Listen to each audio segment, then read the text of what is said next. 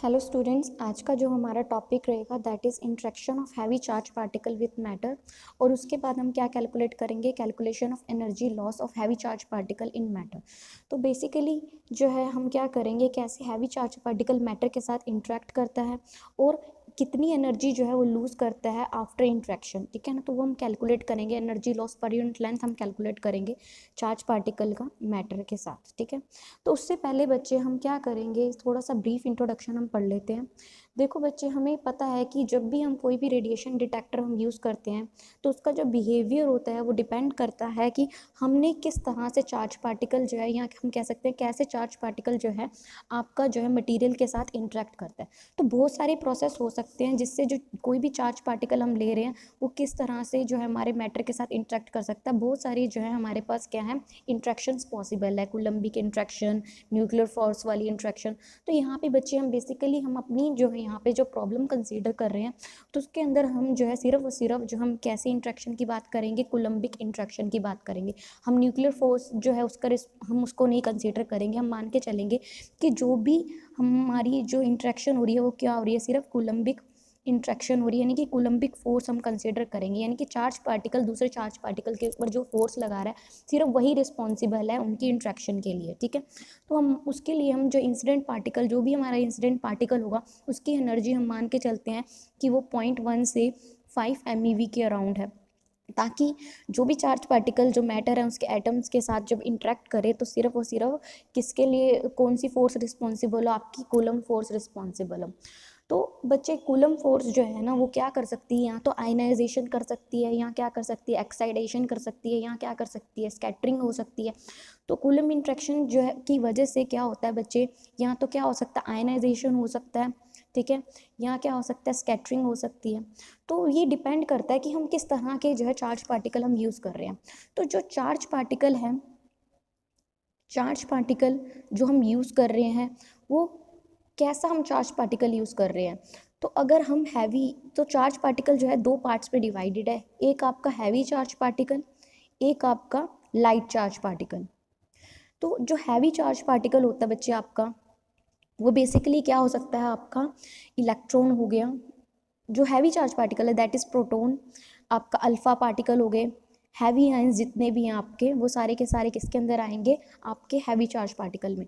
Light charge particle आपको पता है इलेक्ट्रॉन का मास बहुत छोटा होता है, बहुत निग्लिजिबल होता है, बहुत कम होता है। तो इलेक्ट्रॉन, पॉजिट्रॉन वो इस कैटेगरी में बिलोंग करते हैं आपके लाइट चार्ज पार्टिकल में। तो मैंने क्या बोला कि जो भी पार्टिकल आएगा वो क्या करेगा, कोई भी मैटर है उसके साथ इंटरेक्ट करेगा तो वो इंट्रैक्शन कैसी होगी, आपकी कूलम्बिक इंट्रैक्शन होगी। तो यहाँ तो उसमें क्या होगा, जो भी चार्ज पार्टिकल आएगा वो क्या होगा, कूलम्बिक इंट्रैक्शन की वजह से यहाँ तो क्या होगा, आयनाइज कर देगा जो भी एटम हम यूज़ कर रहे हैं। आयनाइज करना यानी कि जो भी एटम है इसके अंदर जो इलेक्ट्रॉन्स हैं उनको क्या कर देना बच्चे, नॉकआउट कर देना। इस मैटर में से इलेक्ट्रॉन को निकालना क्या कहलाता है, आपका आयनाइजेशन, ठीक है। यहाँ क्या करेगा बच्चे, स्कैटरिंग कर देगा। मान लो जो यहाँ पे जो हमारा है, हम लाइट चार्ज पार्टिकल लेते हैं, अब इलेक्ट्रॉन ले लिया, अब इलेक्ट्रॉन दूसरे इलेक्ट्रॉन के साथ जब इंटरेक्ट करेगा तो ऑफकोर्स जब इंटरेक्ट करेगा तो बहुत सारी एंगल से क्या होगा बच्चे, स्कैटरिंग उसकी बहुत ज़्यादा होगी। लेकिन अगर हम हैवी चार्ज पार्टिकल की बात करते हैं तो वो इतनी ईजिली जो है स्कैटर्ड नहीं होता, ठीक है। तो यानी कि कूलम्बिक इंट्रैक्शन जो है वो डिपेंड करती है कि हम कैसा चार्ज पार्टिकल हम यूज़ कर रहे हैं। अगर हम हैवी चार्ज पार्टिकल लेते हैं, देखो अब लाइट चार्ज पार्टिकल लेंगे ना, उसको इस सरफेस में से पास करवाएंगे, वो तो हर जगह से क्या करेगा, स्कैटर होगा और बहुत बहुत एंगल से स्कैटर्ड होगा। लेकिन एक हैवी न्यूक्लियस जैसे अल्फा पार्टिकल है, एक पॉजिटिव चार्ज द्वारा से अंदर एक हैवी पॉजिटिव चार्ज आ रहा है, तो ऑफकोर्स अगर इसके आगे जितनी मर्जी रुकावटें हो वो ईजिली क्या करेगा, स्ट्रेट लाइन में मूव कर पाएगा। लेकिन ये क्या होगा, छोटा, अब आप खुद ही देख लो, एक आपने क्या ली, बहुत बड़ी बड़ी बॉल्स हैं यहाँ पे, ठीक है, ये सारी आपकी बॉल्स हैं, ठीक है। ये बॉल्स बेसिकली आपके एटम्स हैं, ठीक है। ये मैंने बॉल ली, बहुत बड़ी बड़ी बॉल्स हैं, और यहाँ से मैंने एक छोटी सी, आप मैंने क्या ले ली, वो एक स्मॉल छोटी सी बॉल नहीं होती वो मैंने कंसीडर करी, ठीक है। तो जिसको आप पिन बॉल भी कह सकते हो, ठीक है, जो बहुत छोटी होती है, उसको इसके अंदर पास करो। जब बच्चे वो इतनी सारी हर्डल से टकराएगा तो बहुत बहुत एंगल से क्या होगा, स्कैटर्ड होगा, ठीक है। वो कभी भी अपना स्ट्रेट लाइन पाथ फॉलो नहीं करेगा। तो इलेक्ट्रॉन जो होते हैं ना बेसिकली वो क्या करते हैं, जब एटम के अंदर जाते हैं यानी कि मैटर के अंदर जाते हैं तो वो क्या करते हैं, बहुत बहुत एंगल से क्या होते हैं बच्चे, स्कैटर्ड होते हैं। तो उनका जो पाथ होता है, मान लो यहाँ से वो टकराया, वो इतना दूर गया, फिर इधर टकराया, तो उनका जो पाथ होता है दैट इज़ इररेगुलर। लेकिन जो हमने क्या किया, एक बड़ी बॉल्स तो थी, ये यानी कि एटम्स तो थे। अब मैंने इसके अंदर से क्या कर दिया बच्चे, बहुत ज़्यादा हैवी बॉल को एंटर करवाया। जब बहुत ज़्यादा हैवी बॉल को मैंने एंटर करवाया जिसका साइज़ भी बहुत बड़ा, तो वो बहुत कम एंगल से स्कैटर्ड होगा। तो क्या होगा, बेसिकली क्या होगा, जब चार्ज पार्टिकल यू एंटर करेगा तो स्ट्रेट लाइन में क्या करेगा, मूव कर पाएगा। तो यहाँ पे यही कह रखा है कि कूलम्बिक जो इंट्रैक्शन है ना, that is different for both heavy charge particle and light charge particle. तो आज का जो हमारा टॉपिक है that is interaction of heavy charge particle with matter. तो मैटर के साथ जो है हैवी चार्ज पार्टिकल कैसे इंट्रैक्ट करता है। तो हमने क्या लिया, मान लो हमने कोई हैवी चार्ज पार्टिकल हमने कंसीडर किया, मान लो अल्फा पार्टिकल्स, आपके हीलियम 24 जो है ये अल्फा पार्टिकल्स हमने क्या कंसीडर किया, एक हैवी चार्ज पार्टिकल कंसीडर किया। और ये क्या है, हमारा अब्जॉर्बिंग मैटर है, यानी कि इसको हम ये भी कह सकते हैं हमारा टारगेट। हमने क्या किया, इसके अंदर इसको फॉल करवाया। जब हमने इसको इसके अंदर एंटर करवाया, तो जब इसके अंदर एंटर करेगा ना, तो कोई भी हैवी चार्ज पार्टिकल अगर किसी भी मैटर के अंदर एंटर करता है तो दो प्रोसेस उसके अंदर होते हैं। एक क्या होता है बच्चे, आयनाइजेशन, यानी कि मान लो ये किसी वी वेलोसिटी ऐसे आ रहा था, तो ये क्या करेगा, जो हैवी चार्ज पार्टिकल कुछ वी वेलोसिटी से आएगा तो वो अपनी काइनेटिक एनर्जी इन मैटर को देगा, ठीक है। ये जो एटम्स हैं उनके ऑब्जॉर्बिंग मैटर के जो एटम्स हैं उनको क्या करेगा, अपनी काइनेटिक एनर्जी ट्रांसफर करेगा। तो पहला प्रोसेस क्या हो सकता है बच्चे, आयनाइजेशन। तो इतनी एनर्जी वो जो है एटम्स को इतनी एनर्जी ट्रांसफर कर देगा कि इसके एटम्स जो हैं वो इलेक्ट्रॉन, इसके जो एटम्स हैं वो क्या करेंगे, अपने इसके जो इलेक्ट्रॉन्स हैं वो अपने एटम को छोड़कर बाहर निकल जाएंगे, ठीक है, मैटर में से बाहर निकल जाएंगे। तो क्या हो सकता है, पहला प्रोसेस क्या हो सकता है, जैसे आयनाइजेशन। जैसे आप फोटो इलेक्ट्रिक इफेक्ट पढ़ते हो तो क्या होता है, जब रेडिएशन फॉल करती है इलेक्ट्रॉन नॉकआउट होते हैं कि नहीं होते हैं, ऐसे जब चार्ज पार्टिकल इतनी हाई वेलोसिटी से आएगा तो क्या करेगा, एटम के साथ इंटरेक्ट करेगा और क्या करेगा, कुछ इलेक्ट्रॉन्स को क्या कर देगा, नॉकआउट कर देगा एटम के अंदर से। दूसरा, मान लो जो चार्ज पार्टिकल आया है उसके पास इतनी ही एनर्जी है, वो क्या कर सके, इन एटम्स को क्या कर सके, एक्साइट करवा सके। यानी कि जो इलेक्ट्रॉन्स हैं ये जो एटम्स हैं वो अब्जॉर्ब करेंगे एनर्जी, और उनके पास इतनी एनर्जी है कि उनके जो इलेक्ट्रॉन्स हैं वो क्या हो सके, एक्साइट हो सके, यानी कि लोअर लेवल से कहाँ जा सके, हायर लेवल तक जा सके। पर उनके पास इतनी एनर्जी नहीं है कि वो क्या हो सके, नॉकआउट हो सके। तो जब भी हैवी चार्ज पार्टिकल जो है मैटर के साथ इंटरेक्ट करेगा तो दो तरह के प्रोसेस होते हैं, एक होता है बच्चे आयनाइजेशन और एक होता है एक्साइटेशन। यहाँ तो क्या करेगा, वो इन एटम्स को आयनाइज कर देगा, यानी कि इलेक्ट्रॉन्स इसमें से निकल जाएंगे, या क्या करेगा, इनको एनर्जी प्रोवाइड करके इनको क्या करा देगा, एक्साइट करा देगा। तो it totally depend upon the energy of the incident particle, कि किसके ऊपर डिपेंड कर रहा है कि कौन सा प्रोसेस होगा, सिर्फ और सिर्फ एनर्जी के ऊपर डिपेंड कर रहा है कि किस तरह का हमारा जो है चार्ज पार्टिकल है उसकी क्या एनर्जी है, ठीक है। तो बाकी अब हम यहाँ पे जो कंसीडर करके चल रहे हैं, एक चीज़ और हमने यहाँ पे मान के चलिए, देखो अब कूलम्बिंग इंट्रैक्शन है, आपने कहा कि इसके साथ इंट्रैक्शंस हो रही हैं, ठीक है। अब ये जो charge particle, positive charge particle, इसके पॉजिटिव यानी कि न्यूक्लियस के साथ जो इंट्रैक्शन है दैट इज़ निग्लिजिबल। हम नहीं मान के चलते कि जो न्यूक्लियस और न्यूक्लियस के बीच में जो इंट्रैक्शन है यानी कि इलास्टिक कोलिजन जो है वो क्या है, निग्लिजिबल हम मान के चलते हैं। यानी कि एक न्यूक्लियस दूसरे न्यूक्लियस के ऊपर जो है एनर्जी जो ट्रांसफ़र करती है वो बहुत कम होता है, ठीक है। तो एनर्जी ट्रांसफ़र टू द, हम ये मान के चलते हैं कि energy transfer to the positive ions, ये जो पॉजिटिव आयंस को जो एनर्जी ट्रांसफर्ड हुआ है वो निग्लिजिबल होता है। और इलास्टिक कोलिजन भी, अगर हम अल्फ़ा पार्टिकल्स का न्यूक्लियस के साथ अगर हम इलास्टिक कोलिजन अगर हम स्कैटरिंग मान के चले तो भी वो बहुत कम होगी, यानी कि जो पॉजिटिव चार्ज आएगा इसके साथ जो कोलाइड करेगा बहुत कम होगा, कि ये स्कैटर्ड नहीं होगा इसके साथ कोलाइड करके। वो क्या करेगा, जैसे ही पॉजिटिव चार्ज आएगा वो ईजिली जो है स्ट्रेट लाइन में मूव करके चला जाएगा। अब बच्चे हम क्या देख रहे हैं, हमें क्या देखना है कि ये जो पॉजिटिव चार्ज यानी कि जो चार्ज पार्टिकल आया है हमारे पास, ये एटम है ऑब्जर्वर के, ठीक है। तो हमने क्या करना है कि ये जो चार्ज पार्टिकल आया है वो क्या कर रहा है, सराउंडिंग इलेक्ट्रॉन्स के साथ जो है कैसे इंटरेक्ट कर रहा है। अब देखो ये इलेक्ट्रॉन्स है, ये इलेक्ट्रॉन्स है, इसके ये सारे क्या है, इसके सराउंडिंग इलेक्ट्रॉन्स हैं। तो हम क्या देखना चाहते हैं कि ये जो चार्ज पार्टिकल है कितनी एनर्जी जो है अपनी सराउंडिंग इलेक्ट्रॉन्स को दे रहा है, ठीक है। तो हमारा जो हम ये मान के चलते हैं, we consider the phenomena of transfer of energy of moving charge particle to the electron of the surrounding medium in which the charge particle passes by. That means to say हम यहाँ पे क्या कह रहे हैं कि ये जो चार्ज पार्टिकल जो है जो इस मीडियम में से निकल रहा है तो वो कितनी एनर्जी जो है इन सराउंडिंग इलेक्ट्रॉन्स को दे रहा है, ठीक है। या फिर हम ये मान के चलते हैं कि ये जो चार्ज पार्टिकल जो यहाँ से निकल रहा है वो सिर्फ और सिर्फ क्या कर रहा है, जितने भी इलेक्ट्रॉन्स के साथ यानी कि जैसे जैसे वो पास मतलब यहाँ से मूव कर रहा है तो कितनी एनर्जी जो है वो क्या कर रहा है, यानी कि हम मान के चलते हैं सिर्फ वो सारी की सारी एनर्जी जो है वो किसको दे रहा है, अपनी सराउंडिंग इलेक्ट्रॉन्स को दे रहा है जहाँ से वो निकल रहा है। तो यानी कि अगर चार्ज पार्टिकल यहाँ से यूँ निकल रहा है तो वो सारी की सारी एनर्जी क्या कर रहा है, ये इसकी सराउंडिंग इलेक्ट्रॉन्स क्या होंगे, ये होंगे, ये होंगे और आगे ये वाले, तो इनको कितनी एनर्जी दे रहा है, सिर्फ इन्हीं को ही क्या कर रहा है, एनर्जी दे रहा है।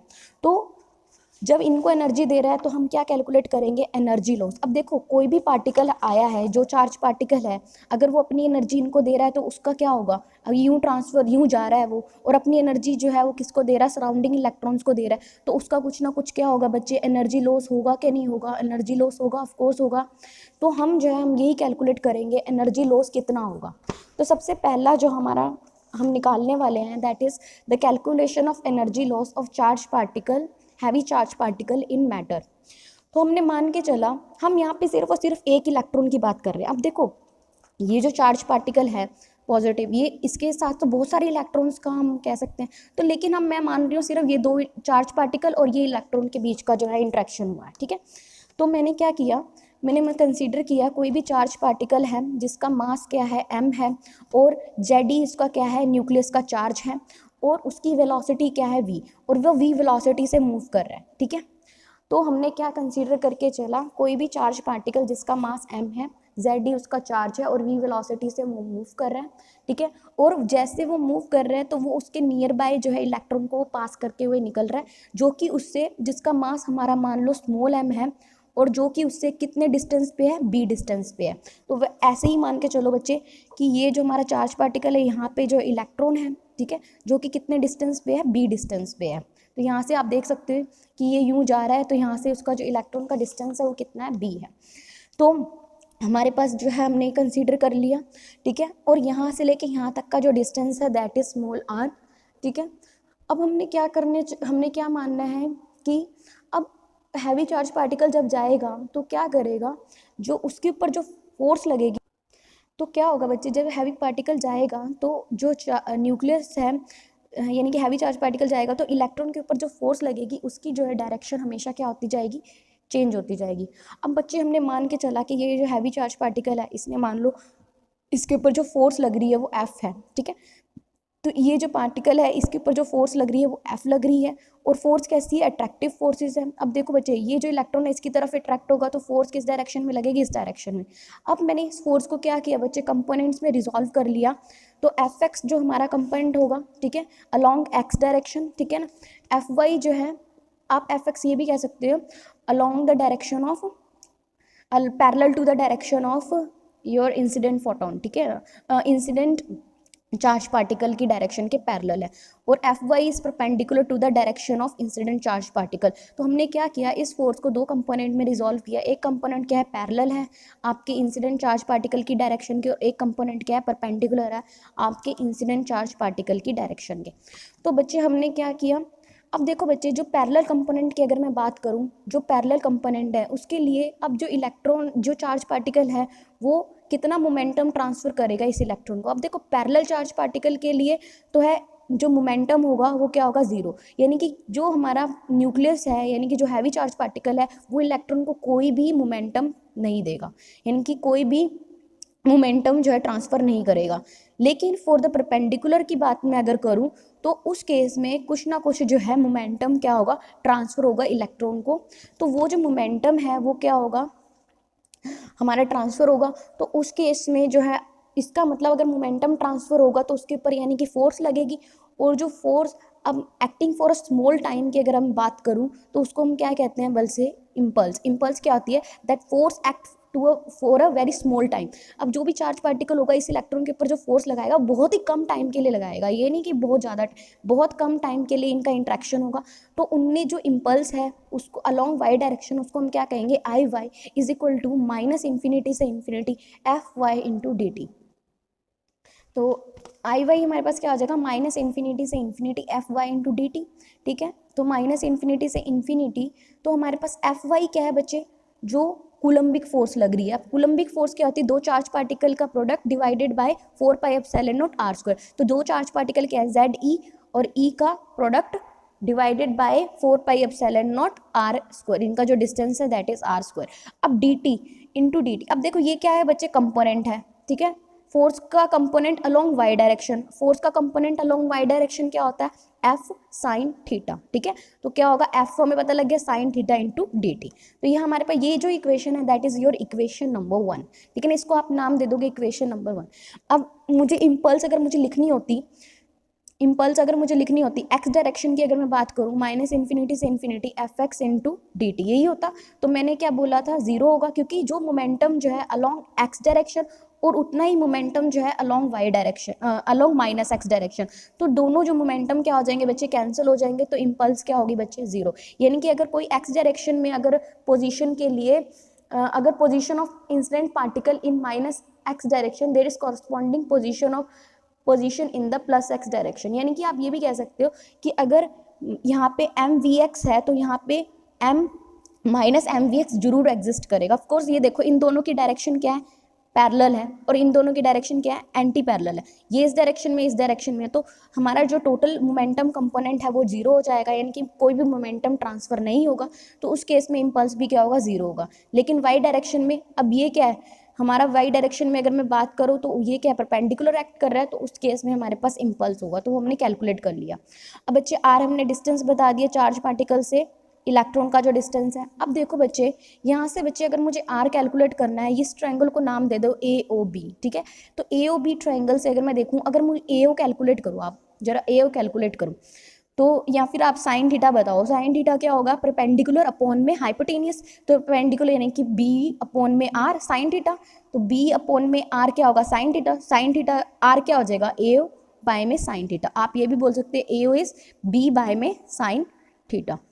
तो आर हमारा निकल गया, ठीक है। Z is charge particle, charge on the charge particle, वही चीज़ है। अब देखो बच्चे, यहाँ से मुझे अगर मुझे ये एक्स चाहिए, बी ओ चाहिए, यानी कि एक्स चाहिए। एक्स क्या है बच्चे, डिस्टेंस है। डिस्टेंस क्या होती है, वेलोसिटी इंटू टाइम।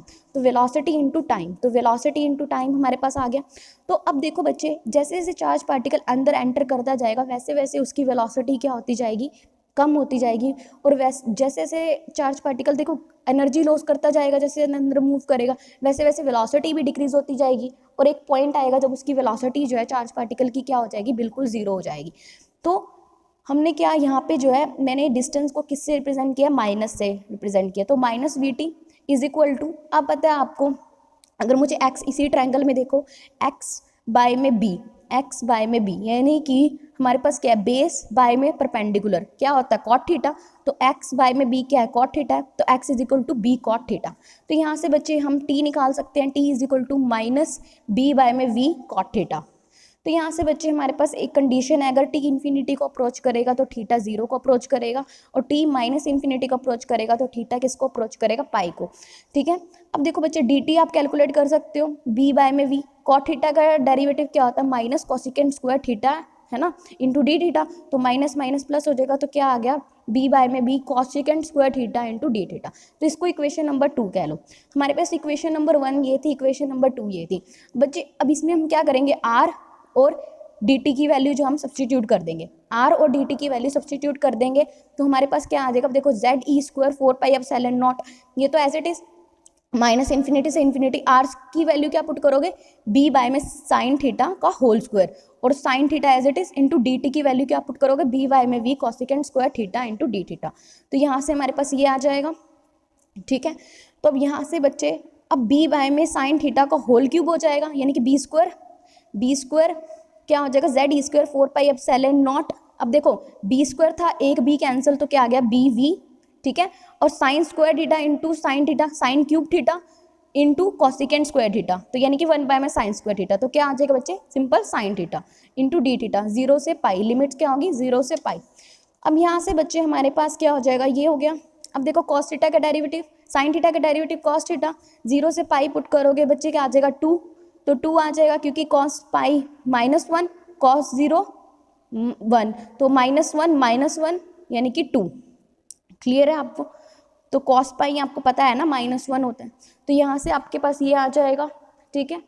तो ये एक मिनट, साइन थीटा का जो डेरिवेटिव होता है that is minus cos theta, ठीक है। तो क्या आ जाएगा, प्लस का 2, ठीक है। तो हमारे पास ये आ गया, ठीक है। तो cos pi that is -1 -1 +1, cos 0 क्या होता है बच्चे 1, तो माइनस माइनस प्लस 1, तो 2 आ गया, तो Z E square 4 pi epsilon not क्या आ गया, बी वी। इसको कह दो इक्वेशन नंबर 3। अब आगे देखो बच्चे, हमने क्या किया, जो भी चार्ज पार्टिकल आया था, अब उसने क्या किया, कुछ मोमेंटम ट्रांसफर किया इलेक्ट्रॉन को, और ड्यूरिंग फुल पैसेज, जैसे ही चार्ज पार्टिकल जब तक हमारा इसके अंदर था, जैसे ही चार्ज पार्टिकल जो है इसके अंदर मूव कर रहा है मैटर के अंदर, तो कितना उसने टोटल कितना मोमेंटम ट्रांसफर किया है, तो वो क्या हो जाएगा, पूरे वाई डायरेक्शन में कितना मोमेंटम ट्रांसफर किया है, तो वो क्या हो जाएगा, आई वाई। तो वो क्या होगा, Z E square 2 pi epsilon not B V. ठीक है, तो I Y is equal to P is equal to Z E square 2 pi epsilon not B V. तो इसको कह लो इक्वेशन नंबर आपकी 4। अब देखो बच्चे आगे क्या है, अब देखो चार्ज, हमने ये बोला कि ये जो चार्ज पार्टिकल आया इसने इलेक्ट्रॉन को मोमेंटम दिया। ठीक है, मोमेंटम दिया तो ऑफकोर्स इस इलेक्ट्रॉन ने कुछ ना कुछ काइनेटिक एनर्जी भी गेन की होगी। तो काइनेटिक एनर्जी जो है इलेक्ट्रॉन ने जो गेन की है वो क्या होगी, पी स्क्वायर बाय में 2m। हमें पी पता है, मैंने अभी निकाला है पी, तो पी क्या है, जेड ई स्क्वायर बाय में 2 pi epsilon not B V था, इसका क्या कर दोगे आप, स्क्वायर कर दोगे बाय में 2m। ठीक है, तो हमारे पास आ जाएगा Z square E 4 8 pi square epsilon not square M B square V square. इसको कह दो इक्वेशन नंबर आपकी 5। अब बच्चे ये जो इक्वेशन है, ये जो kinetic energy gain by electron हमने निकाल ली। ठीक है, अब हमें ये जो जितनी एनर्जी है बच्चे इस इलेक्ट्रॉन ने गेन की है, उतनी एनर्जी इस चार्ज पार्टिकल ने लूज की होगी। ठीक है ना, तो यानी कि जो kinetic energy gain by electron है that is simply equal to the energy loss by charge particle. जितनी एनर्जी इलेक्ट्रॉन ने गेन की है उतनी एनर्जी क्या की होगी, हम चार्ज पार्टिकल ने लॉस की होगी। तो हमें भी तो ये कैलकुलेट करना है, हमें क्या कैलकुलेट करना है, energy loss per unit length. एक यूनिट लेंथ में कितनी एनर्जी लॉस हुई है। ठीक है, चार्ज पार्टिकल ने कितनी एनर्जी लॉस की है यूनिट लेंथ में, तो उसके लिए हम क्या कंसीडर करके चलते हैं, तो अब हम क्या कंसीडर करके चल रहे हैं, सिलेंड्रिकल सिमेट्रिक शेल। ठीक है ना, तो सिलेंड्रिकल सिमेट्रिक शेल क्या होती है बच्चे, ये जो लाइन ऑफ एक्सिस है इसके अबाउट जो है शेल क्या है हमारी, सिलेंडर क्या है, वो क्या है, सिमेट्रिक है। ठीक है, तो यहाँ पे बच्चे हमारे पास जो सिलेंडर है उसकी जो है थिकनेस जो है वो dB है, और उसकी जो लेंथ है that is very small, dx हम लेंथ लेके चल रहे हैं। तो यानी कि जो भी चार्ज पार्टिकल जब आएगा वो क्या करेगा, इस b और b प्लस में dB रेडियाई के अंदर जितने भी इलेक्ट्रॉन्स हैं उनके साथ क्या करेगा, कोलाइड करेगा, यानी कि उनके साथ ही क्या करेगा, इंटरेक्ट करेगा। तो इस यूनिट लेंथ के अंदर अब जब ये जो चार्ज पार्टिकल एंटर करेगा तो इनके साथ इलेक्ट्रॉन्स के साथ कोलाइड करेगा। ठीक है, तो क्या करेगा, एनर्जी लॉस करेगा, वही हमें क्या करना है, कैलकुलेट करना है। तो सबसे पहले हमें पता होना चाहिए कितने नंबर ऑफ इलेक्ट्रॉन्स है इस यूनिट लेंथ के अंदर, इस यूनिट शेल के अंदर कितने नंबर ऑफ इलेक्ट्रॉन्स हैं, वो हमें कैसे मिलेंगे, n into Z into 2 pi B into D B into D X. देखो बच्चे मैंने क्या किया, n यहाँ पे क्या रिप्रेजेंट कर रहा है, नंबर ऑफ एटम्स। ठीक है, अब यहाँ पे बहुत सारे एटम्स होंगे, कितने नंबर ऑफ एटम्स होंगे, वो n है। ठीक है ना, नंबर ऑफ एटम्स पर यूनिट वॉल्यूम, इस यूनिट वॉल्यूम के अंदर जो है कितने नंबर ऑफ एटम्स हैं वो। अब ये जो एटम्स होंगे, ये जो एटम्स होंगे इसके अंदर, उसके अंदर क्या होंगे, बहुत सारे इलेक्ट्रॉन्स होंगे। तो अब z क्या है, नंबर ऑफ इलेक्ट्रॉन्स। तो मैंने क्या किया, उन एटम्स को जो ऑब्जॉर्बिंग मीडियम है उसके जितने भी एटम्स हैं यूनिट वॉल्यूम में, उसको किससे मल्टीप्लाई कर दिया, कितने नंबर ऑफ इलेक्ट्रॉन्स हैं, z इलेक्ट्रॉन्स के साथ मल्टीप्लाई कर दिया जो उसके अंदर होंगे। तो हमें क्या मिल जाएगा, number of electrons per unit volume. तो number of electrons per unit volume हमें मिल गया। ठीक है, कितने नंबर ऑफ इलेक्ट्रॉन्स है हमें पता लग गए, इनटू बच्चे हमें क्या करेंगे, वॉल्यूम ऑफ सिलेंड्रिकल शेल, इस वॉल्यूम के अंदर कितने नंबर ऑफ इलेक्ट्रॉन्स हैं तो हमें पता लग जाएगा। तो वॉल्यूम ऑफ सिलेंड्रिकल शेल कैसे निकालोगे, वो कैसे निकाल लेंगे, circumference into small thickness into length. ठीक है, तो हमें सरकमफ्रेंस हमें पता है वो क्या होती है 2 पाई आर, तो यहाँ पे क्या हो जाएगी 2 पाई बी, और यहाँ पे बच्चे हमारे पास जो थिकनेस है वो कितनी है dB। तो आपको पता है कि अगर मैं सरकमफ्रेंस को विड्थ के साथ और इसको किससे मल्टीप्लाई कर दूँ, लेंथ के साथ मल्टीप्लाई कर दूँ, तो मुझे क्या मिल जाएगा, वॉल्यूम ऑफ सिलेंड्रिकल शेल मिल जाएगा। तो यहाँ पे लेंथ कितनी है बच्चे, dx है, तो ये क्या हो गया, volume of cylindrical shell of length क्या, dx। अब आगे देखो बच्चे हमें क्या निकालना था, एनर्जी लॉस निकालना है ना। तो सबसे पहले जो भी ये चार्ज पार्टिकल होगा जितनी एनर्जी उसने किसको दी है, इस एब्जॉर्बिंग एटम्स जो इसके अंदर हैं, यानी कि सिलेंड्रिकल शेल के अंदर जितने भी एब्जॉर्बिंग एटम्स हैं, यानी कि जो एटम्स प्रेजेंट है उनको कितनी एनर्जी दी है। ठीक है, इस यूनिट लेंथ के अंदर, तो वो क्या हो जाएगी, कितनी एनर्जी ट्रांसफर करी है, तो वो क्या हो जाएगी बच्चे टी इंटू बाकी ये सारे number of electron per D X length of the shell. ठीक है ना, तो यानी कि T into N Z 2 pi B into D B into D X. ठीक है, तो यहाँ पे बच्चे क्या हो जाएगा, तो z मैंने आपको बता दिया है, एन जेड हमारे जेड जो है that is the atomic number of observer, ठीक है ना।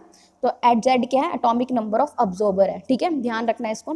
तो यहाँ पे बच्चे energy loss per unit length अगर मुझे निकालना है कि कितना एनर्जी लॉस होगा जब ये जो चार्ज पार्टिकल अपनी एनर्जी इलेक्ट्रॉन्स को ट्रांसफर करेगा, तो कितना एनर्जी लॉस होगा, किस रेंज में बच्चे, बी मिनिमम से बी मैक्सिमम वाली रेंज में, ठीक है ना। तो वो कितना होगा, बी मिनिमम से बी मैक्सिमम वाली रेंज में, तो वो कितना होगा।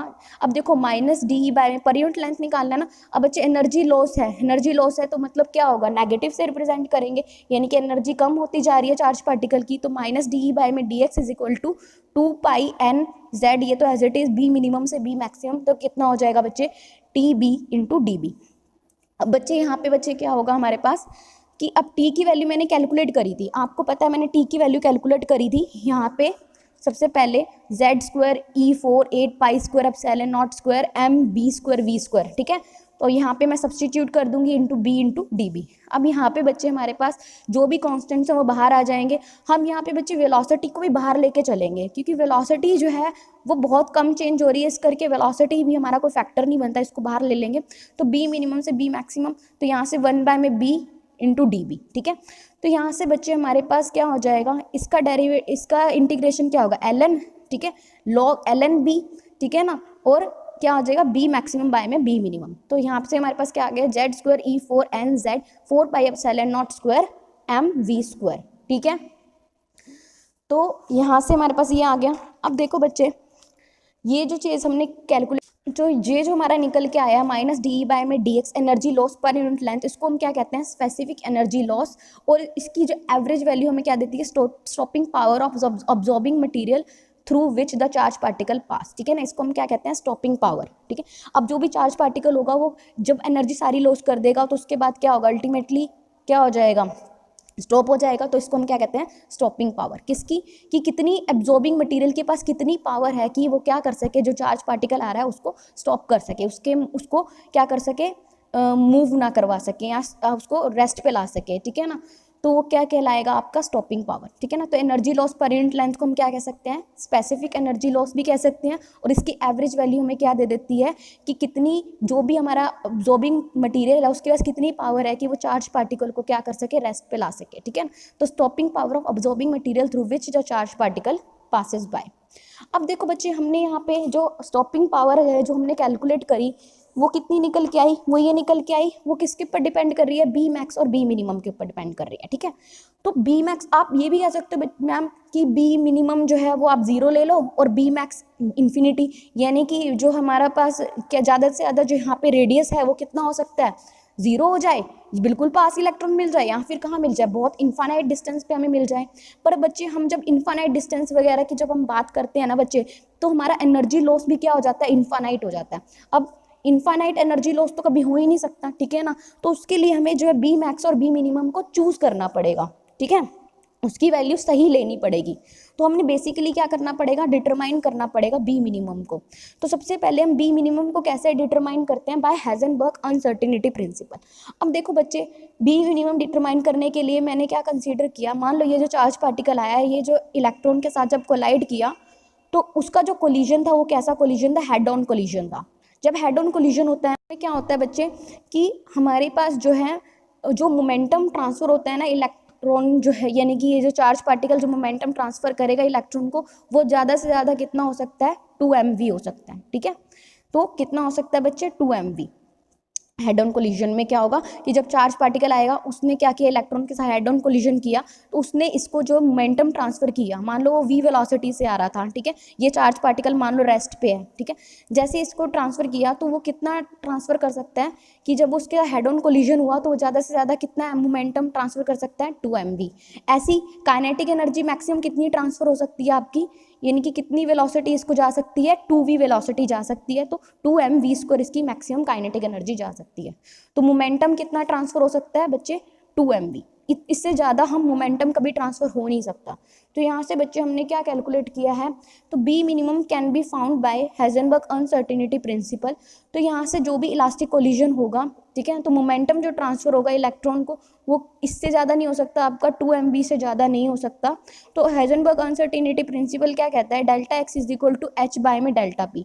तो यहाँ से बी मिनिमम हमारे पास, क्योंकि ये क्या बच्चे डिस्टेंस ही है, तो बी मिनिमम क्या निकल के आ गया, एच बाय में 2 mv। तो maximum momentum transfer two electron वो कितना है आपका 2 mv। अब हम क्या करेंगे, कैलकुलेट करेंगे determination of B maximum. B maximum क्या होगा बच्चे, आपका डिस्टेंस है that is velocity into time period. मान लो जो इलेक्ट्रॉन्स हैं, जो आपको पता है इलेक्ट्रॉन क्या करते हैं, अपने ऑर्बिट्स के अराउंड जो है यानी कि रिवॉल्व करते हैं, न्यूक्लियस के अराउंड रिवॉल्व करते हैं। तो उनका जो है टी क्या आपका टाइम पीरियड और revolution of electrons in orbit, ठीक है ना। तो टी क्या आपका कितना टाइम लेंगे इलेक्ट्रॉन्स जो है ऑर्बिट में रिवॉल्व करने के लिए। तो यहाँ से बच्चे बी मैक्सिमम क्या आ गया, वी बाय में न्यू। अब न्यू क्या बच्चे, आप ये भी बोल सकते हो that is frequency of revolution of electron. तो एवरेज फ्रीक्वेंसी कितनी, एवरेज फ्रीक्वेंसी है रेवोल्यूशन की, यानी इलेक्ट्रॉन की रिवॉल्व करने की एवरेज फ्रीक्वेंसी कितनी है, न्यू है, ठीक है। तो यहाँ से बच्चे हमारे पास क्या आ गया, से बच्चे हमारे पास आ गया B max is nu by में न्यू, इसको इक्वेशन नंबर 8 कह लो। अब हमारे पास बी मिनिमम मिल गया, हमें बी मैक्सिमम मिल गया। तो हमारे पास स्टॉपिंग पावर जो थी उसकी जो वैल्यू थी हमारे पास क्या थी, जेड स्क्वायर ई 4 बाय में 4 pi epsilon not square M V square L N B max by में बी मिनिमम। तो हमें बी मैक्स भी पता है, बी मिनिमम भी पता है, तो हम क्या करेंगे बच्चे, बी मैक्स और बी मिनिमम की वैल्यूज के अंदर सब्स्टिट्यूट कर देंगे। तो हमारे पास क्या आ जाएगा, L N B max by में बी मिनिमम था, तो वी से वी कैंसिल हो जाएगा, तो क्या आ जाएगा, सॉरी वी से वी कैंसिल नहीं होगा, बी मैक्स बाय में बी मिनिमम करेंगे तो क्या होगा हमारे पास, वेलोसिटी, इसको थोड़ा ऐसे लिख लो वेलोसिटी, ठीक है ना। तो वेलोसिटी का क्या हो जाएगा, स्क्वायर हो जाएगा, ये ऊपर चला जाएगा 2mv स्क्वायर एच न्यू, ठीक है ना। इसको इक्वेशन नंबर 9 मान लो। अब बच्चे ये जो हमारे पास फैक्टर है, ठीक है, इसके अंदर जो मेन फैक्टर हैं वो कौन कौन से हैं बच्चे आपके, जेड है, जेड स्क्वायर है, और क्या है बच्चे, टी है, ठीक है। ये जो है हमारे पास क्या है, बहुत इंपॉर्टेंट फैक्टर हैं जिसके ऊपर जो है सारे का सारा जो है डिपेंड कर रहा है सिस्टम, ठीक है। डी क्या है बच्चे आपका, काइनेटिक एनर्जी, ठीक है ना, गेन बाय द इलेक्ट्रॉन, ठीक है। तो टी हमें पता ही है, ठीक है। तो यहाँ से जो energy loss per unit length जो है वो किसके ऊपर निकल के आई है, आपके जेड स्क्वायर बाय में टी के इक्वल निकल के आई है।